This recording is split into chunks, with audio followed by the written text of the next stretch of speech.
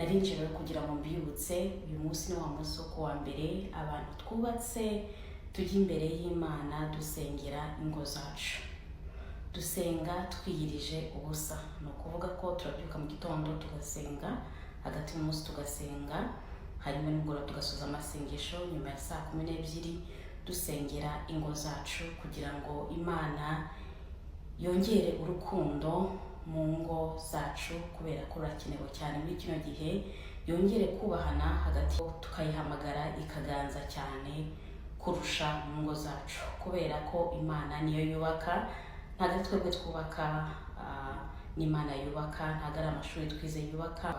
Ni ukuri kw'Imana ibingibi mbabwiye, nubikora urugo rwawe ruzaba ijuru rito, sibyo? Basore n'inkumi mwifuza kurushinga, nimusengere urugo rwiza. Ushobora guhura n'umukobwa ukamukunda, ushobora guhura n'umuhungu mugakundana, ariko atari Imana yakugeneye. Nawe ujye ufata amasengesho yo kwiyiriza ubusa, usenge mu gitondo ubyutse, hagati mu munsi usoza amasengesho nimugoroba, uhamagara Imana kugira ngo iguhe umugabo mwiza, uhamagara Imana kugira ngo iguhereze umugore mwiza. Wifuza amahirwe ya kabiri, ntabwo nkwibagiwe, njye nemera amahirwe ya kabiri. Sengera umutima wawe Imana ibanze ikubohore, kuvana kuri wa muntu wari uri kumwe nawe bwa mbere, kubera ko hari igihe winjira mu rukundo ugifite wa wundi wa mbere, ugasanga hari ibyo byishe mu rukundo rwanyu. Murakaza neza, murakaza neza muryango muhire, murakaza neza. Chantal Hakiza TV, murakaza neza murisanga. Hello, amakuru yanyu murakomeye, nizere ko mumeze neza. Nkuko bisanzwe ni Chantal Hakiza, mama w'abana batatu, ndi mariye, agiye muri Amerika, niho Imana iturindiriye n'umuryango wanjye. Rero happy Monday, uwa mbere mwiza, Imana ikomeze kubana namwe, Imana ibiteho mu byanyu byose.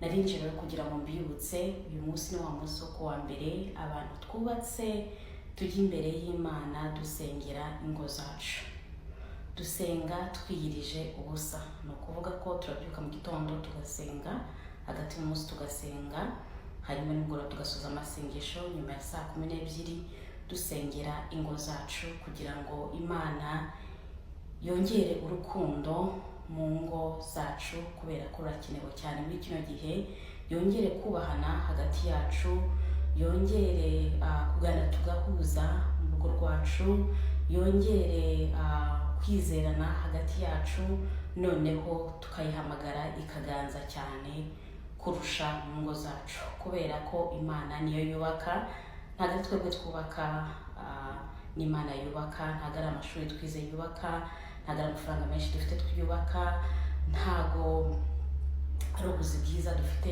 bwubaka, ubwiza bwacu ntabwo ari bwo bwubaka, ahubwo Imana yacu yo mu ijuru niyo itwubakira. Niba ubona urugo rwawe rukomeye kandi uri umusenzi, umenye yuko Imana ariyo yubaka.